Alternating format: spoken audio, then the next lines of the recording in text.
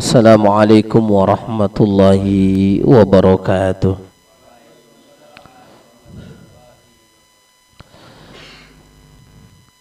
Alhamdulillahi wahda, wassalatu wassalamu ala man la nabiyya wa la rasula ba'da.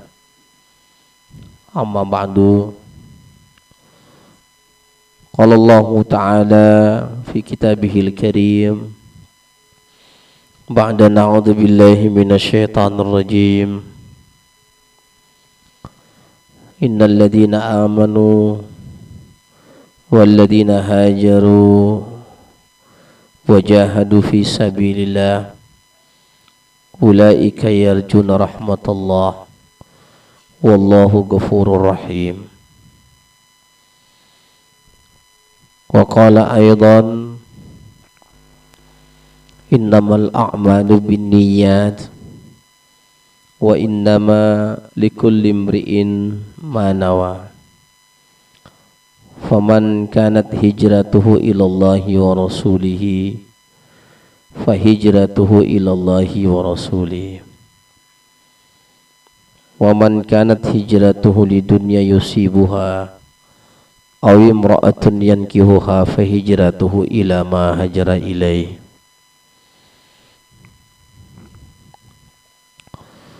Wa qala aidan al-muhajiru man hajara nahallahu an. Aw kama qala an-nabiy sallallahu alaihi wasallam, amma ba'du. Alhamdulillah, para hadirin wal hadirat jamaah pengajian Majelis Zikir Sarmadiyah yang dirahmati Allah Subhanahu wa ta'ala. Pertama, kita tentu bersyukur kepada Allah Subhanahu wa ta'ala atas segala limpahan nikmat karunia rezeki yang diberikan Allah Subhanahu wa ta'ala kepada kita, sehingga dengannya kita bisa melakukan aktivitas kegiatan siang dan malam.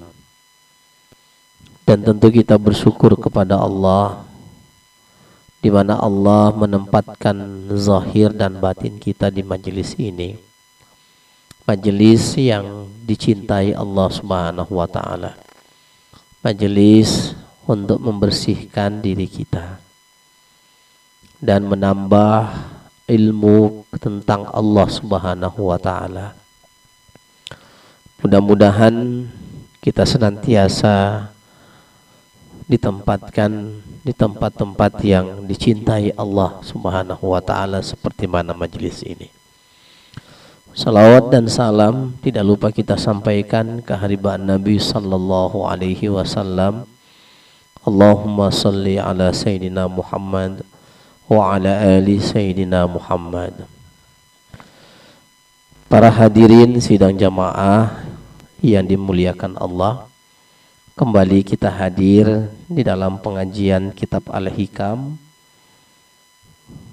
kitab yang kita bahas selama beberapa tahun ini, dan alhamdulillah kita sudah masuk pada bab yang ke-34.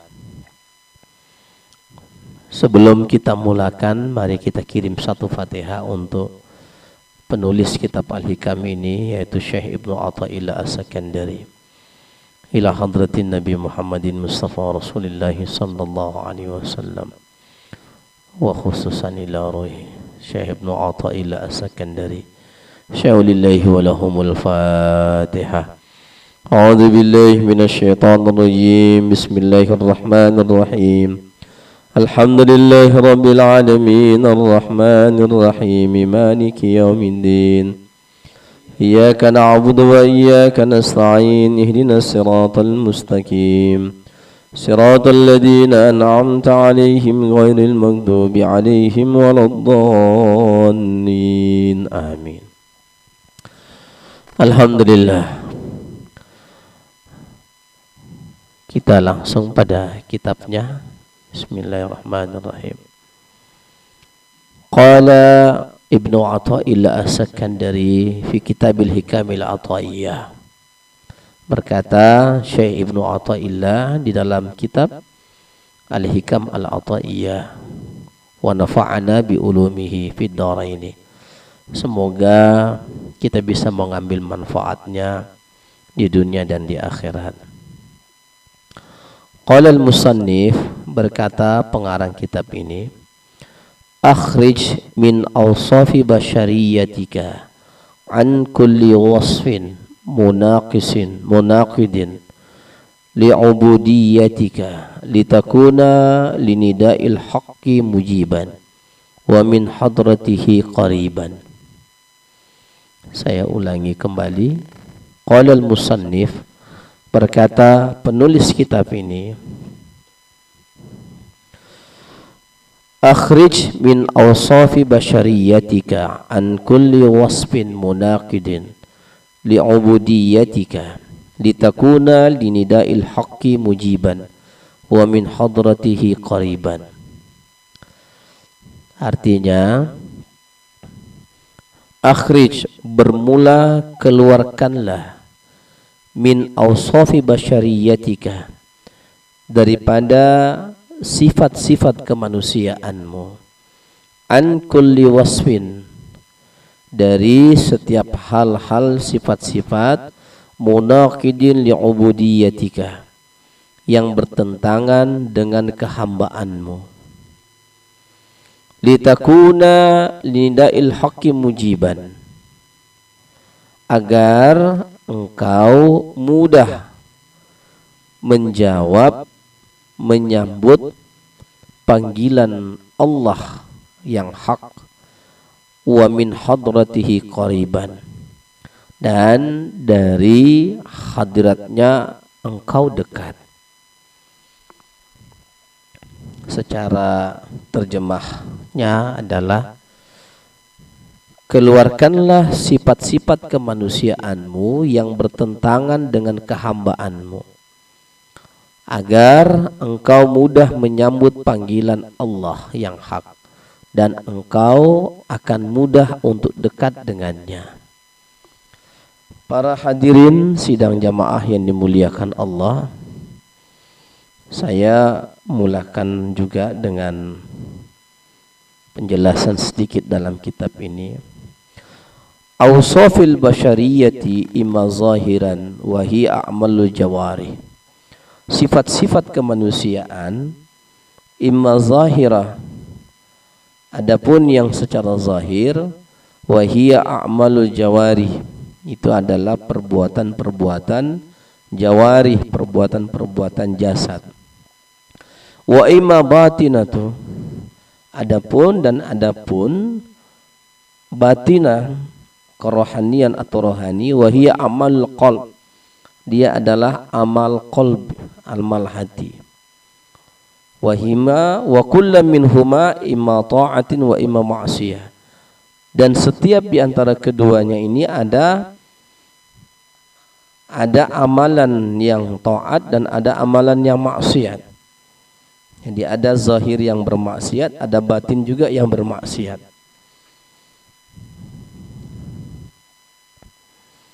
Jadi para jamaah sekalian dirahmati Allah Subhanahu wa taala, kembali pada pembahasan yang disampaikan oleh beliau, bahwa sifat-sifat kemanusiaan kita, ya, yang bertentangan dengan kehambaan kita ini mesti kita keluarkan. Ya. Sifat-sifat kemanusiaan yang bertentangan, saya sudah menjelaskan kemarin, ya. Ada sifat-sifat yang tidak disukai Allah Subhanahu wa taala, tetapi itu melekat pada kita. Sifat bahamia, sifat hewani, ya. Upayakan untuk jangan sampai masuk ke dalam hati kita. Ada sifat buas, binatang buas, zalim, pemarah, ya menyakiti orang dan lain sebagainya. Kita upayakan untuk keluarkan dari diri kita. Ada sifat-sifat syaitaniyah, hasad, iri, dengki. Upayakan kita keluarkan pada diri kita. Sifat-sifat rabbaniyah, sifat-sifat yang hanya mutlak dimiliki oleh Allah. Sifat sombong, sifat angkuh, sifat ujub, sifat sum'ah. Upayakan kita keluarkan dari diri kita. Nah, ketika yang ada adalah sifat-sifat kehambaan, ini akan memudahkan kita untuk memenuhi dan melaksanakan panggilan Allah Subhanahu wa taala. Di dalam Al-Qur'anul Karim, Allah Subhanahu wa taala berfirman, "Kalla innal insana layatagha ar-ra'ahu istaghna inna ila rabbika ruj'a ara'aita alladhi yanha 'abdan idza shalla." Sekali-sekali jangan kalian berbuat demikian, karena manusia ini ada sifat togok pada dirinya. Sifat togok inilah yang menghalangi hidayah. Sifat togok ini salah satunya yang sangat kuat yang menghalangi hidayah masuk kepada diri kita. Apa sifat togok itu? Togok ini dia merasa hebat. Dia merasa memiliki ilmu. Dia merasa memiliki harta. Dia merasa memiliki jabatan. Dia merasa memiliki kesehatan. Dia merasa memiliki usia yang bisa dia atur. Nanti saya usia 50 tahun lah saya baru bertobat. Siapa kita yang menentukan waktu mau kita mati?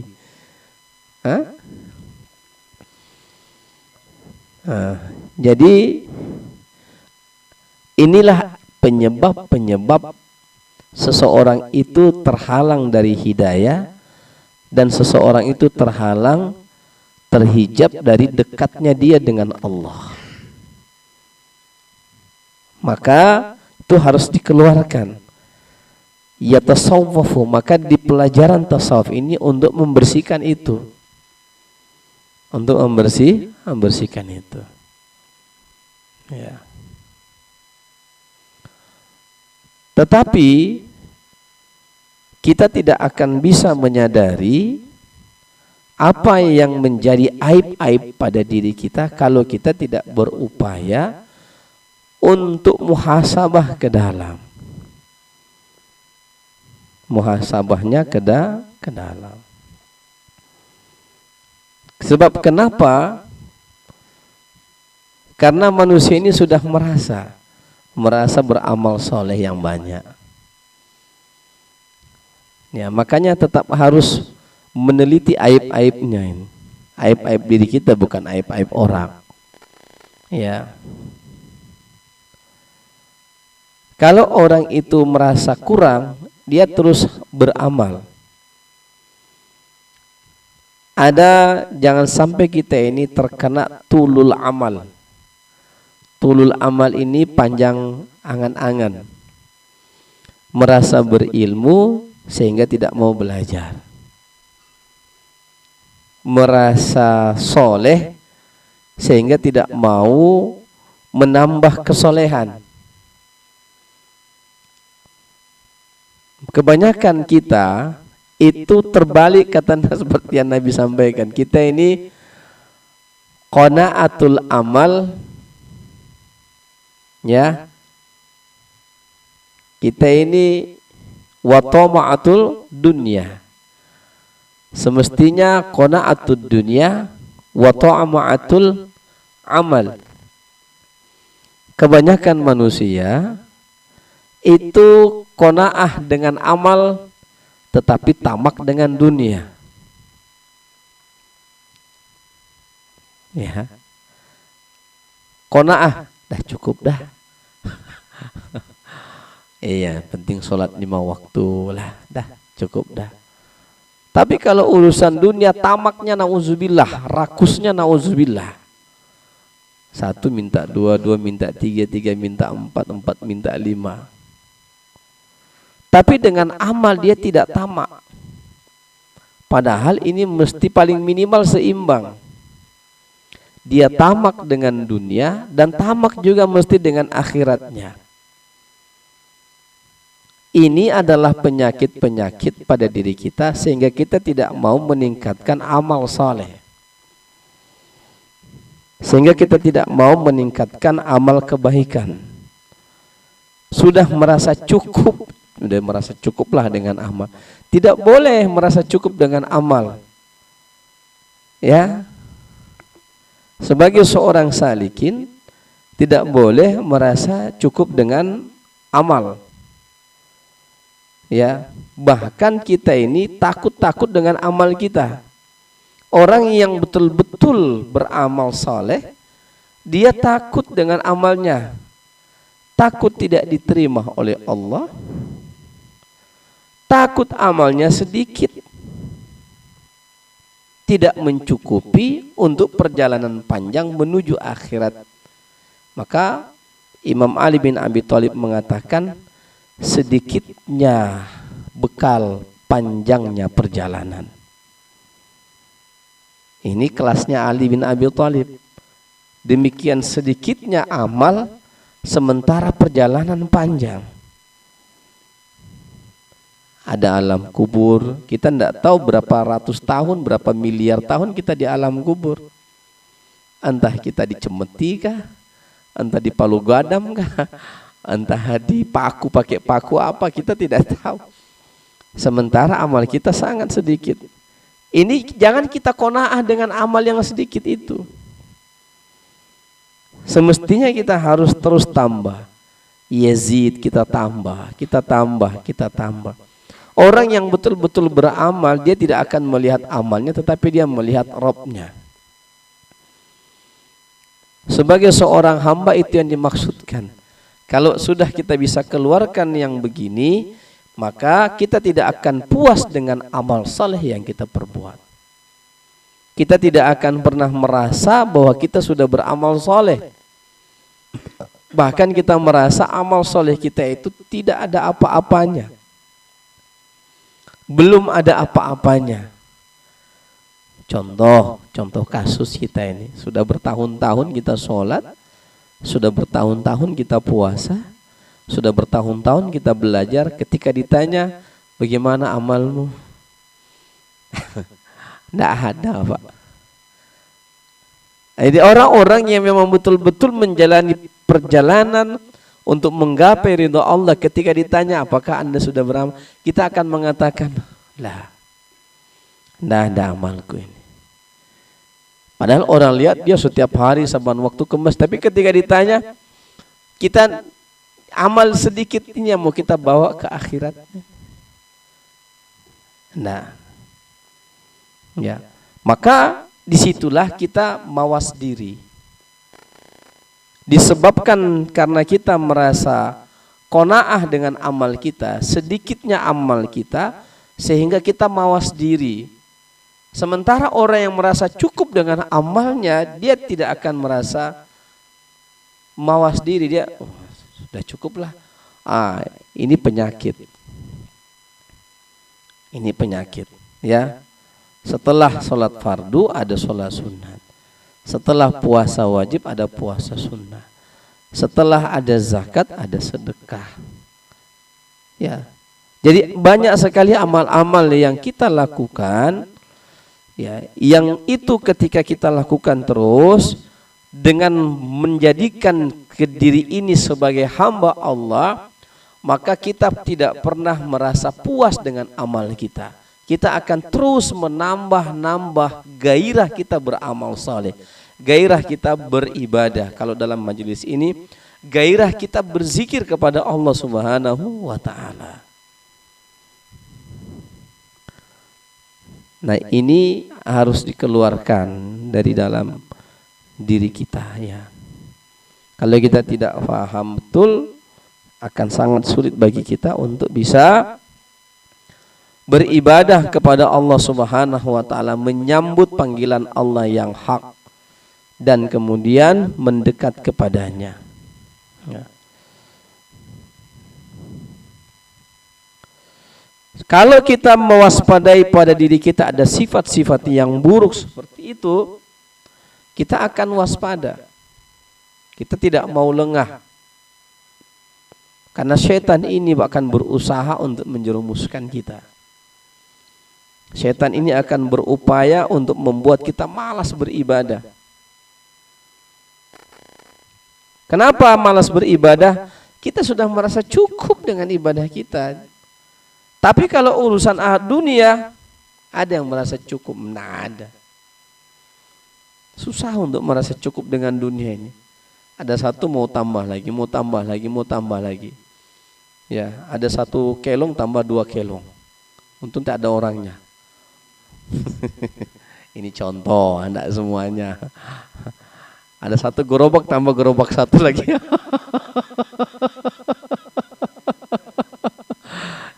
Itu memang manusiawi sekali. Tidak ada masalah bagi saya, tetapi harus dibarengi dengan amal. Agar kita tidak tergerus.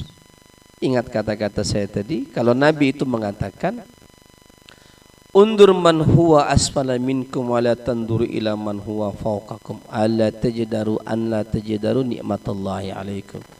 Lihatlah orang yang dibawa bagi kalian dalam urusan dunia ini. Jangan selalu menengok orang yang di atas, agar kamu merasa bersyukur atas apa yang Allah telah berikan kepadamu. Tapi untuk urusan akhirat, apa kata Nabi SAW? Ya, laisal gina an kasratil ardi walakinnal gina gina nafsi. Bukan orang yang kaya itu yang banyak hartanya, tetapi yang kaya itu yang merasa cukup atas apa yang Allah berikan untuk urusan dunia. Tetapi dia dalam urusan akhirat, dia betul-betul tamak.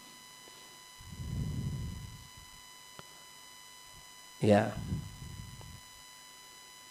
Nah ini dia ya. Ini baru satu bab masalah yang berkaitan dengan tulul amal yang berkaitan dengan dunia. Apalagi yang berkaitan dengan ilmu. Contoh, orang tidak mau lagi belajar karena dia sudah merasa pintar. Sudahlah, nah malas belajar, udah pandai. Oh enggak, justru kita semakin belajar ini semakin banyak yang kita tidak tahu. So, saya tanya sama abang semuanya, semakin pandai enggak kita? Iya pandai, tapi makin banyak enggak yang kita tahu? Yang kita enggak tahu semakin banyak rupanya Pak Ustadz yang belum kita tahu. Ini aja baru 34, bab yang ke-34, entah sampai usia saya entah enggak ini. Ini baru 1 kitab, baru 1, belum tafsir yang 30 juz. Belum, Masya Allah. Terus ada orang, aku udah cukup belajar, tidak boleh cukup untuk belajar. Kita ini mau belajar ini tidak cukup waktu kita yang hidup di atas dunia ini dalam belajar. Waktu kita hidup di atas dunia ini, Bang, tidak cukup untuk mempelajari ilmu Allah. Saya semenjak MTS, semenjak usia SMP, bahkan dari SD sudah belajar ilmu agama, sampai sekarang tinggal di pesantren, mimpin pesantren. Ketika ditanya, Ustadz bagaimana dengan ilmu agama antum? Saya katakan masih ujung kuku saya tidak punya ilmu apa-apa terkait dengan ilmu agama. Belum ada apa-apanya. Sehingga apa? Dengan begitu mendorong kita untuk senantiasa belajar. Mau urusan dunia saja kita mau belajar, tidak akan puas kita belajar. Terus belajar, terus menggali diri. Apalagi untuk urusan akhirat kita harus lebih tamak lagi. Nah ini para jamaah sekalian rahmati Allah Subhanahu wa taala. Yang kemudian apa yang membuat kita berat untuk beribadah kepada Allah tadi yang dikatakan oleh Al-Qur'an surah Al-Alaq. Karena kita sudah merasa mampu. Kita seolah-olah tidak membutuhkan Allah. Nanti Allah timpakan beban berat dalam problematika kehidupan kita, baru kita tersungkur kepada Allah. Allahu Akbar. Kecil aku ini ya Allah. Tidak hebat aku ini ya Allah. Tidak punya apa-apa aku ini ya Allah. Tersungkur sujud kita di hadapan Allah. Ya. Maka sebelum Allah sungkurkan kita, rajin-rajinlah bersungkur di hadapan Allah. Rajin-rajinlah kita untuk tersungkur di hadapan Allah Subhanahu wa taala.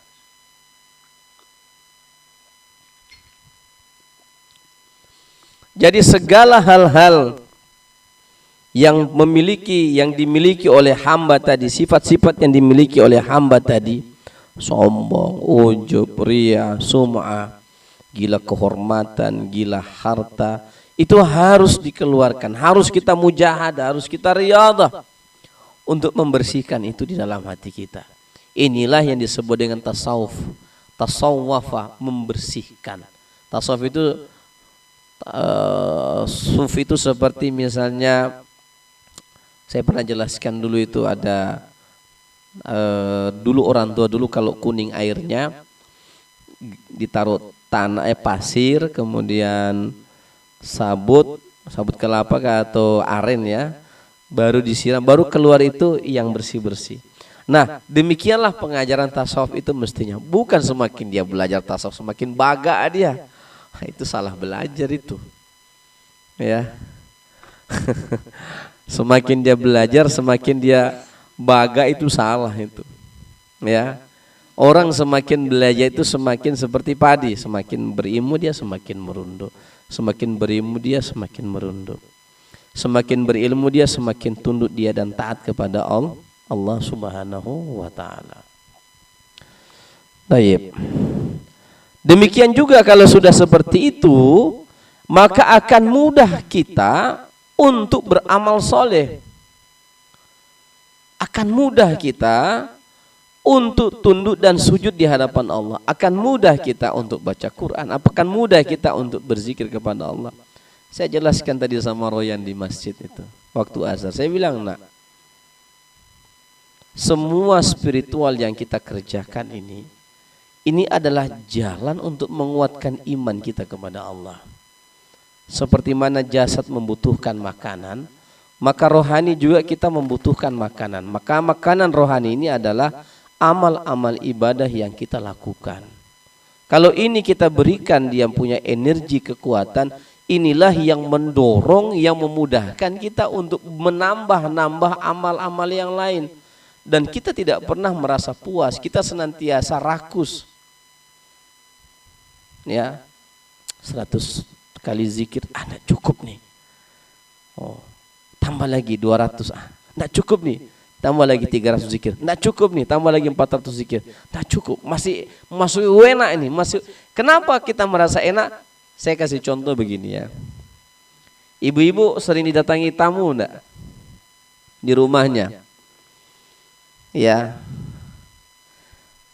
Kalau ada orang yang datang bertamu di rumah kita, itu ada dua hal yang ada dalam hati kita. Kita senang sama tamu itu, yang kedua kita tidak senang sama tamu itu. Walaupun kita layani baik-baik, kita terima. Tapi ada tanda-tandanya tamu itu kita tidak suka datang. Apa tanda-tandanya? Ya, gelagat kita berbeda. Paham ini maksudnya? Gelagat kita berbeda, dalam hati kita, cepat pulanglah kawan satu ini. Kapan dia mau pulang? Bual-bual pula di rumah. Walaupun kita melayani, tapi dalam hati kita, kadang-kadang kita tidak kasih air dia. Karena kita nak mau dia cepat-cepat balik. Bapak Ibu yang dirahmati Allah, hati-hati. Itu ibarat kalau kita bertamu di rumah Allah. Masuk ke masjid. Pahamin? Kalau kita mau cepat-cepat keluar, itu gelagat, Allah tidak suka kita lama-lama di masjid. Itu rumah Allah, kita di tamu Allah. Hai, Serius saya ngomong ini. Itu bukan saya ngomong, ini kiai besar yang ngomong ke saya sebagai pelajaran buat saya. Guru saya ngomong ke saya demikian. Kalau kamu di masjid nggak suka lama-lama, itu tanda juga sama dengan ketika kamu bertamu ke rumah orang, orang itu nggak suka kamu datang, dia nggak kasih kamu air yang jangankan pisang goreng, jangankan pisang goreng ya, air putih aja mungkin lama baru keluar. Kenapa? Karena dia pengen kamu cepat pulang. Ini hati-hati ini. Kita itu di rumah Allah loh. Kita bertamu, tapi Allah sebagai tuan rumah tidak pengen kamu lama-lama. Akhirnya apa? Kamu merasa gelisah di masjid, mau cepat-cepat keluar. Demikian itu kalau di masjid begitu, maka ketika kita kehadirat Allah dalam zikrullah, kalau kita kepada Allah zikrullah, kenapa kita tidak lama? Karena Allah tidak mau menjamu pada diri kita ketika kita sampai kehadiratnya. Kita kotor, kita tidak diinginkan oleh Allah Ta'ala. Maka bersihkan betul itu. Supaya ketika kita sampai ke hadirat Allah, enak sekali kita zikir. Enak sekali kita, sama juga kita di masjid. Enak sekali kita mau ngaji dulu, kita mau ini dulu. Oke lah ada kesibukan di waktu zuhur. Tapi waktu asar, waktu maghrib, kenapa mau cepat-cepat? Bahkan ada yang nongkrong di depan masjid cerita tidak jelas. Apa Allah suka yang kayak begitu? Tidak. Ya Allah mau ente dalam masjid, ente ambil Quran atau ente ambil tasbih, ente zikir. Selama kata Nabi SAW engkau berada di masjid, berzikir kepada Allah Ta'ala, dan engkau merasa senang, merasa enak, kata guru saya, orang yang dalam masjid, tanda orang yang beriman adalah seumpama dia dalam masjid, sama dengan ikan di dalam air. Tapi orang munafik tandanya dalam masjid, atau tandanya di majelis, atau tandanya dalam zikir, bagaikan burung dalam sangkarnya Pak RT.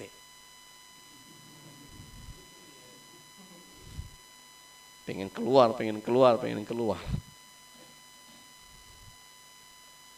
Itu tanda bahwa Allah itu menerima kita dengan baik, menerima kita dengan baik, dan dijamu kita. Jamuan Allah itu apa? Rahmatnya, kasih sayangnya, kehusuan kita, nikmatnya kita beribadah. Nggak cukup 1000 Ustadz, mau tambah lagi sholat taubat lagi, zikir lagi, istighfar lagi. Itu tanda Allah mau menjamu kolbu kita, mau kita dikasih rahmat sama Allah, mau kita dibelai-belai kepala kita oleh Allah. Adakah itu yang terjadi? Dulu Ustadz, sekarang enggak lagi. Apa pasal itu? Koreksi diri kita masing-masing. Makanya tasawuf ini membongkar yang di dalam. Kenapa? Al-qalbul huwal mulk alal jawarih, kata ulama. Hati itu ibarat raja bagi seluruh anggota tubuh. Kalau hati antum tenang, dalam masjid itu kan ala bizikrillahi tatmainnul qulub. Dengan berzikir kepada Allah hati damai, hati bahagia, hati tentram, hati tenang. Kok enggak ketemu ini Ustadz? Berarti penyakitnya ada sama hatimu juga. Nggak usah bilang gara-gara pengajian Ustadz kemarin nih saya jadi begini. Jangan salahkan Ustadz, jangan salahkan tuan gurumu. Gara-gara kawan nih, gara-gara Michael saya jadi kayak begini. Jangan gara-gara Michael. Tidak ada itu, bukan orang lain yang salah, kita yang salah.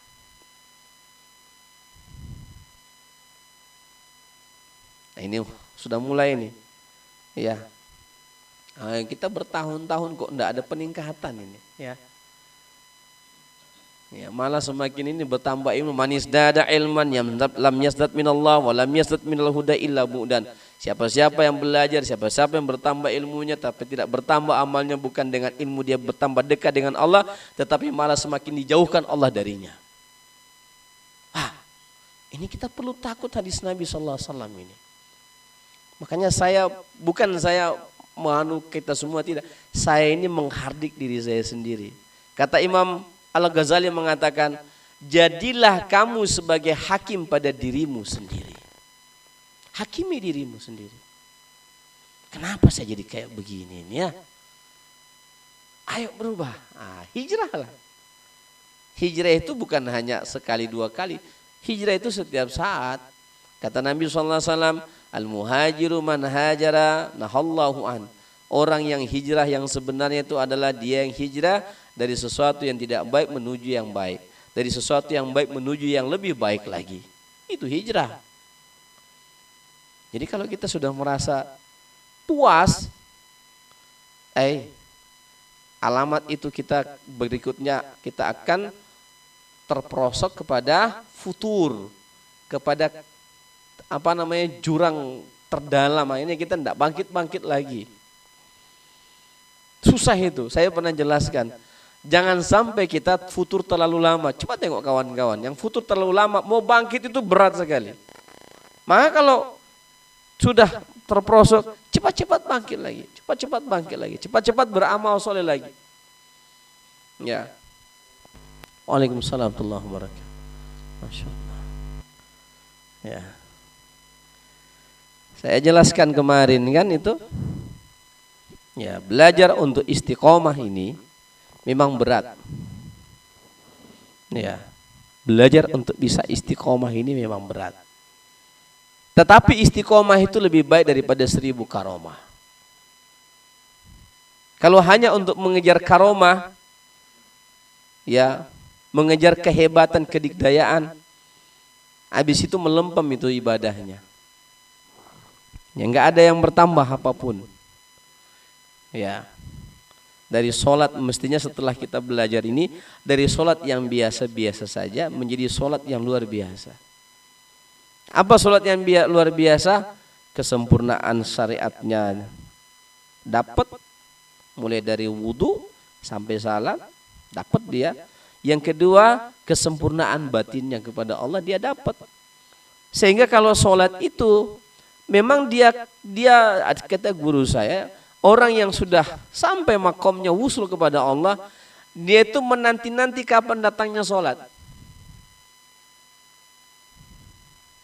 Karena kenapa? Di sholat itulah dia meluahkan isi hatinya kepada Allah. Di sholat itu dia meluahkan unek-uneknya kepada Allah. Di sholat itu dia meluahkan kehambaan dirinya kepada Allah Ta'ala. Di sholat itu dia merasakan dirinya sebagaimana makhluk Allah yang sesungguhnya. Paham ini maksud saya? Di dalam sholat itu dia merasa siapa dirinya, siapa makhluk Allah ini yang ada pada dirinya ini, dia baru tahu ketika dia sholat. Maka dia kejar itu waktu itu. Dia tunggu waktu kita. Dia tunggu waktu-waktu sholat itu. Maka dari sekarang, ayo kita sama-sama mengupayakan menunggu sholat. Kalau tidak semua sholat, maghrib tungguin dia datang. Kita duluan nongol di masjid tuh, sholat tahiyatul masjid, coba rasakan itu, pasti ente dijamu sama Allah. Saya yakin, hakul yakin saya. Ini saya kasih amalan itu. Bahkan saya ini mulai akhir-akhir ini saya bukan riak dengan amal, saya sudah mulai menumbuhkan itu. Sebelum Allah panggil saya mesti sudah duluan datang. Supaya apa? Ada kesiapan batin kita untuk mau berjumpa dengan Allah. Ada keseriusan kita mau ketemu sama Allah. Kita mau ketemu sama Ustadz aja, Ustadz ada di rumah. Telepon dulu sama Ustadz. Ayo, benar nggak? Benar nggak? WA dulu sama Ustadz. Ustadz ada dulu. Saya mau ketemu sama Bang Reno. Saya tanya sama, ada Bang Reno nggak di rumah? Saya nanya dulu, datang dulu tuh. Kan enak begitu. Udah siap-siap kita. Itu kalau sudah itu kalian amalkan, insya Allah itu jazbah itu meningkat keasyikan masukan kita dalam ubudiyah, dalam riyadhah, dalam ibadah, dalam zikrullah. Ya. Tetapi ini semua Pak susah dilakukan kalau terlalu tebal itu hijab-hijab di dalam kolbu. Maka dari sekarang kita belajar untuk mengeluarkan yang tidak baik itu. Ya, yang tidak baik itu kita keluarkan.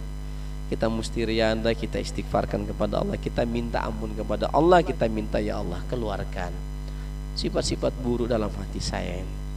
Keluarkan ya Allah. Supaya apa? Supaya kita mudah dalam beramal saleh. Supaya ringan langkah kaki kita, Pak. Ringan, ya. Ya. Maka para jamaah sekalian rahimani wa rahimakumullah. Penyakit-penyakit hati nggak usah cari kemana-mana, itu ada pada diri kita. Nah, harus kita sembuhkan itu penyakit itu, ya. Kalau jasmani ada penyakit, maka kata ulama qalbi ini juga ada penyakit. Maka bersihkanlah penyakit-penyakit kalbu ini, ya. Para jamaah sekalian yang dirahmati Allah Subhanahu wa taala, saya mau mengunci apa yang saya sampaikan pada kesempatan kali ini. Inna hadzal suluk la yatayassiru illa liman hasiba nafsahu. Seorang ahli suluk, ya, tidak akan mudah dia berjalan menuju kepada Allah illa liman hasiba nafsahu, kecuali dia senantiasa mengoreksi dirinya. Kalau antum tidak koreksi dirimu, antum susah untuk sampai muraqabah dengan Allah. Kenapa saya begini ya? Ini tidak usah tanya jauh-jauh. Oh, ini dendam saya masih kuat nih. Astagfirullah. Ikhlaskan, lapangkan itu hati. Kenapa saya ini ya? Oh, mungkin banyak makanan yang haram yang masuk ini. Jadi ada dua cara kita untuk mensucikan diri. Sucikan diri kita, jasmani kita dengan makanan minuman yang halal. Sucikan batin kita dengan hal-hal yang dibisik-bisikkan jahat di dalam kolbu.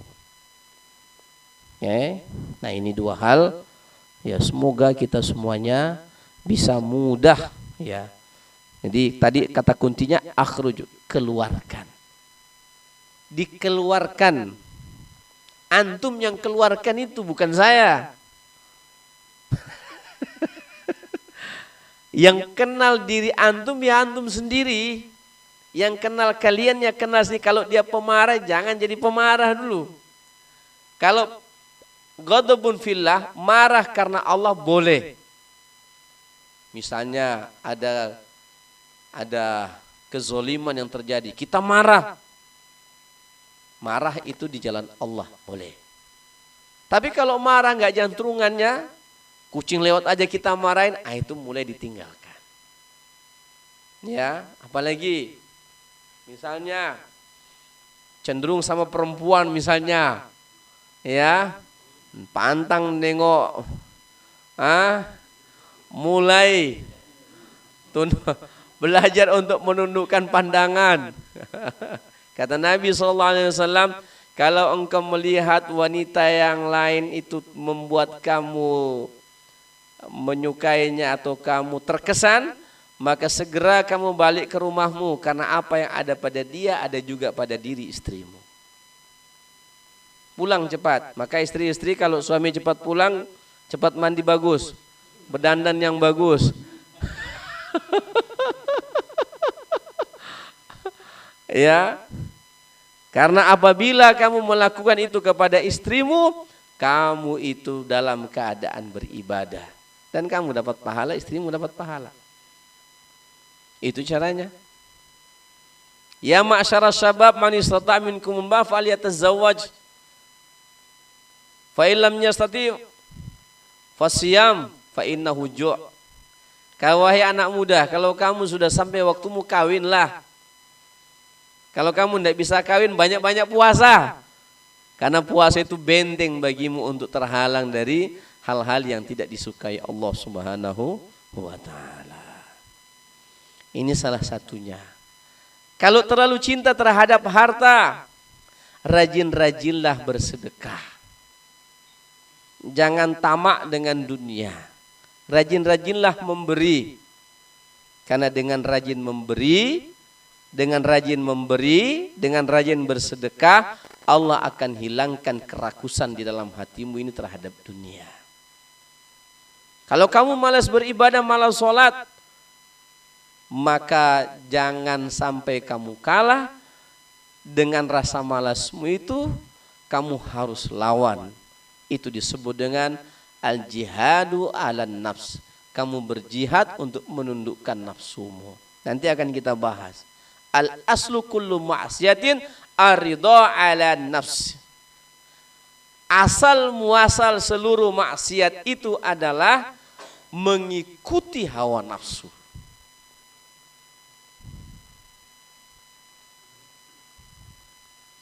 Itu nanti kita bahas berikutnya di bab selanjutnya, ya.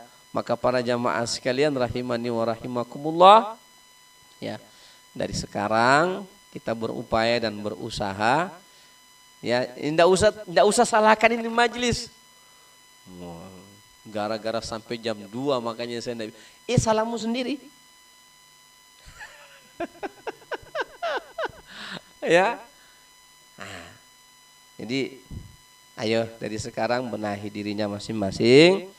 Ya, kalau malam kamu tidak bisa kuat ibadah, paling minimal kamu sholat witir, zikir, ya, nikmati. Saya sudah jelaskan tadi kan.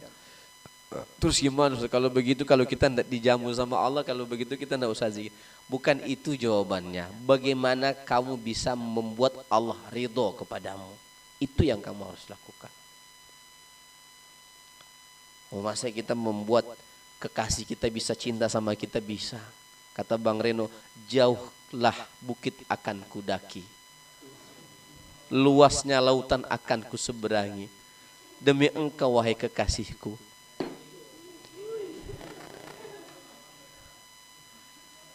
Itu dulu waktu masih mengejar-ngejar, begitu sudah dapat, matamu di mana? Allah karim, ya. Bayangkan itu, ya. Kalau sudah manusia itu cinta sama kita, dia akan berikan apapun yang kita mau. Kalau istri sudah sayang betul sama suaminya, apapun yang suami mau itu pasti dia kasih.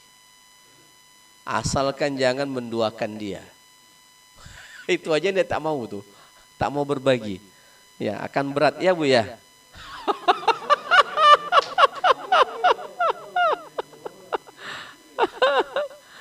Ya, jadi kalau sudah sayang itu antara manusia dengan manusia. Kalau bos kita udah sayang kali sama kita, dia akan kasih. Bagaimana dengan Allah, Pak? Kalau Allah sudah kasih, sudah sayang sama kita, Allah udah, bagaimana cara untuk bisa merebut cinta dan kasih sayang Allah? Ya kita harus berusaha mendekat kepadanya. Kita harus berusaha meraih cinta Allah Subhanahu wa taala. Maka tahapan yang tertinggi setelah ma'rifat ini adalah mahabbatullah, cinta Allah kepada hambanya. Ini harus kita raih nih. Ini baru syariat tarikat, baru tarikat aja kita. Belum 40 hari disuluk masuk ke lambu itu lama-lama, baru 3 hari kan. Tapi kita pun sudah merasakan, Masya Allah, mudahnya kita beramal soleh. Coba bayangkan, mudahnya kita sholat. Coba bayangkan, kita sholat pun menangis-menangis. Kenapa? Karena pada saat itu Allah memang mau menjamu kita dengan baik. Makanya itu guru sendiri, ayo suluk setiap tahun itu paling tidak 3 hari, suluklah. Supaya apa? Kita merasakan jamuan Allah pada batin kita. Kenapa Allah menjamu kita? Karena memang kita melepaskan diri dari kesibukan dunia, sama dengan ketika Nabi berkhalwat di Gua Hira. Sebelum Nabi berkhalwat, Nabi tidak dikasih wahyu, Pak. Ada Nabi dikasih wahyu sebelum berkhalwat? Tidak. Ada Nabi Musa alaihissalam dikasih Taurat ketika sebelum berkhalwat di Bukit Tursina? Tidak. Ada Allah kasih Nabi Yullah Daud Zabur ketika dia sebelum berkhalwat di dalam mihrabnya? Tidak. Jadi yang mesti berkhalwat dulu, Bang Mamang.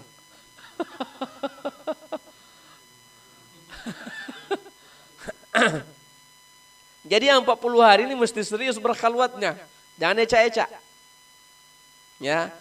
Ada waktu malam gas, 3 jam, 4 jam hajar. Jangan hanya setengah jam aja. 2 jam paling minimal.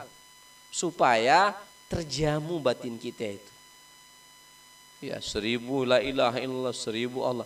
Tapi Ustaz capek, makanya cari supaya nggak capek. Nggak capek itu gimana? Tidur saja dulu. Di malam bangun, tengah malam. Tidur barang setengah jam atau satu jam, kebablasan Ustaz.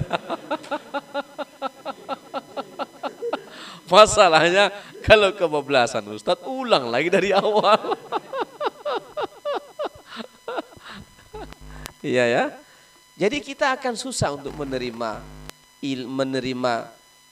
ilham. Saya katakan ilham ya. Jadi kalau antum semua memperoleh ilham dari Allah yang baik-baik, mesti 2 jam paling minimal duduk tafakur, tazakkur. Kalau enggak, ilham setan nanti yang datang lebih kuat dalam hati kita. Tiba-tiba yang dipandang cewek pula. Benar ini, jujur nih. Ya, ada jamaah kita kan berkhalwat di pantai sana. Oh, di depannya perempuan telanjang. Tapi dia terus berzikir, akhirnya hilang itu barang. Ada pula ketika dia berzikir lari ke sana kemari tuyul. Habis itu hilang. Itu semua cobaan-cobaan. Ada pula yang di dalam hutan kan kaget dia. Ya. Tapi itu lewat saja. Akhirnya ketika lewat itu semuanya apa? Allah jamu itu batin. Wah, enak sekali nih. 1 malam kok rasanya hanya 1 jam aja. Sholat, zikir. Memang kita mesti ada satu waktu, insya Allah rencana saya pulang saya dari umroh. Mudah-mudahan panjang umur, dalam keadaan cuaca cerah, kita akan zikir di pantai. Zikir di alam di pantai. Menutup bulan Muharram ini. Pantai Trikora tempat kemarin kita. Kemarin kan sudah di gunung, sudah di pulau. Nah, sekarang nanti di pantai lagi. Kalau mau nak nengok apa yang diceritakan Bang Risan, di sanalah tempatnya. Ya, tapi enggak, itu kita bukan mengejar itu. Tapi kita mau, kalau kemarin sudah di gunung, sudah pula di pulau, nanti kita di pantai lagi. Ya, sudah di hutan, nanti kita di pantai ya. Mudah-mudahan kalau panjang umur saya selesai balik nanti dengan selamat insya Allah. Kalau udah sehat, saya udah fit, kita akan tutup ya dengan amalan 3 bulan ini. Kita akan ujinya di zikir 1 malam di pantai. Kita akan tutupnya di sana. Serius enggak 3 bulan hasilnya itu? Ya mudah-mudahan ya, biar terasa ya, biar terasa enak lagi. Kan enak di pantai juga kan, sambil kita santai-santai zikir di sana. Ya, insyaallah mudah-mudahan Allah izinkan. Karena saya memang dalam hati sudah lama ini kemarin di gunung, ini di pantai lagi. Kenapa Ustadz ngajaknya kadang di gunung, kadang di pantai? Kenapa? Karena nabi-nabi Allah Subhanahu wa taala memperoleh wahyu-wahyu Allah di tempat makam-makam mereka yang berbeda. Kalau Rasulullah di Gua Hira, kalau Nabi Musa alaihissalam di Gunung Bukit Tursina, kalau Nabiullah Ibrahim di padang pasir, Nabiullah Khidir di lautan. Ya, makanya juga para wali-wali Allah Subhanahu wa taala kadang-kadang mereka berkhalwat di tempat-tempat yang berbeda karena mereka memperoleh suasana-suasana qalbiyah yang berbeda. Ya. Kalau di hutan misalnya rasa takut yang berlebihan kita lawan dengan apa? Pendakian menuju kepada Allah dengan kekhusyuan. Kalau di pantai mungkin kita melihat kebesaran-kebesaran sehingga membuat kita lebih mengagungkan Allah Subhanahu wa taala. Tapi kalau ada orang yang penakut, nanti saya lepas di hutan.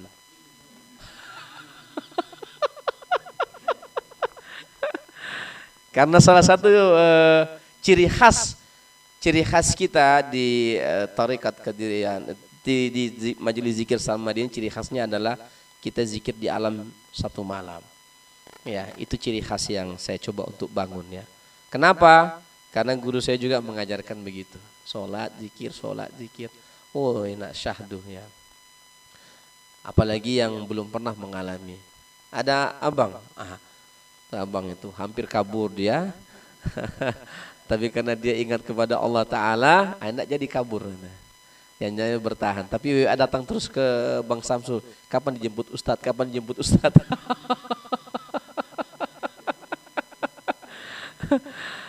Ibu-ibu mau merasakan juga. Janganlah. Kasihan ibu-ibu ya, bapak-bapak aja. Ibu-ibu berkhalwat saja di mihrabnya.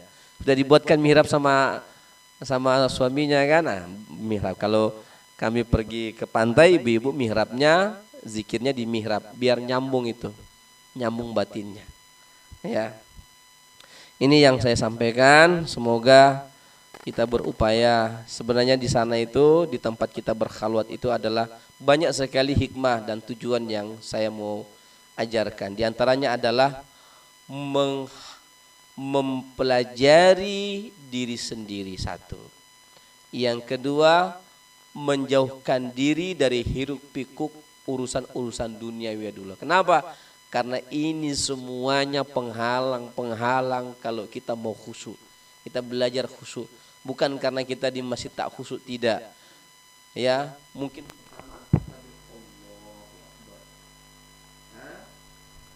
bukan Allah yang kita takut, bukan Allahu Akbar, tapi pekerjaannya yang Allah. Semestinya begitu, Allahu Akbar, ya Allah Engkau yang Maha Besar, ya Allah yang kecil. Urusan-urusan itu kecil. Tapi enggak. Allahu Akbar kita mau saya. Nanti kira-kira dari 3 kali sudah pasang. Saya ada pengen segini enggak dapat lagi. Jadi kita belajar dulu untuk menafikan dan menentikan segala urusan. Sehingga apa? Yang hadir adalah kehusuan kita. Memang betul-betul kita walaupun badan capek, tetapi walaupun saya mohon maaf waktu zikirnya di mana,